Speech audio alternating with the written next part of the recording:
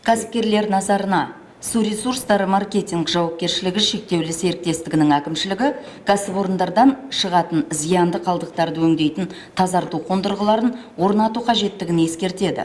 Әсіресе бұл автомобиль жуу орындарына тікелей байланысты. Себебі орталық кәріз жүйесіне содан соң тазарту қондырғылары кешеніне түсетін зиянды заттардың мөлшері көбінесе рұқсат етілген коэффициентінен асып түседі. Шымкент қаласындағы кәсіпкерлермен қазіргі уақытта зиянды заттардың шектен шыққан концентрациялардың канализацияға төгінділерін болдырмау мақсатында қазіргі уақытта жұмыстар жүргізілуде. Соның ішінде Жібек жолы көшесі бойында орналасқан Газпромнефть Қазақстан компаниясының жаңағы автокөлік жуу орталығында автономды тазарту қондырғысын орнату аяқталды. Соның нәтижесінде енді осы объект бойынша зиянды заттардың шектен тыс концентрациясы орталықтандырылған кәріз жүйелеріне төгілмейтін болады. Төгілген жағдайда да зиянды заттардың шектен шыққан мөлшері жоғалады.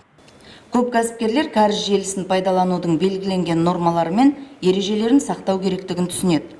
Мәселен, қаладағы көлік жуу орындарының бірі жақында талапқа сәйкес жергілікті тазарту құрылғыларын орнатты. Құрамында мекеме зертханасының, кәріз желілеріне қызмет көрсету бөлімінің және заң бөлімінің өкілдері кірген арнайы комиссия оны пайдалануға қабылдады.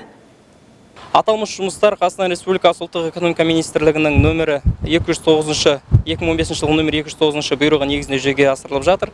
Сонымен қатар кәсіпкерлер техникалық шартта және де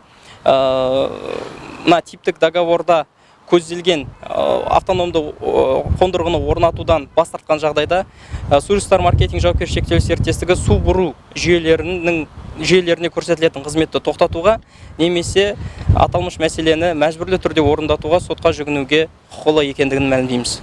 Сондықтан жергілікті тазарту қондырғыларын сатып алғанда мамандармен кеңесіп, қондырғылардың сертификатына баса назар аударған маңызды.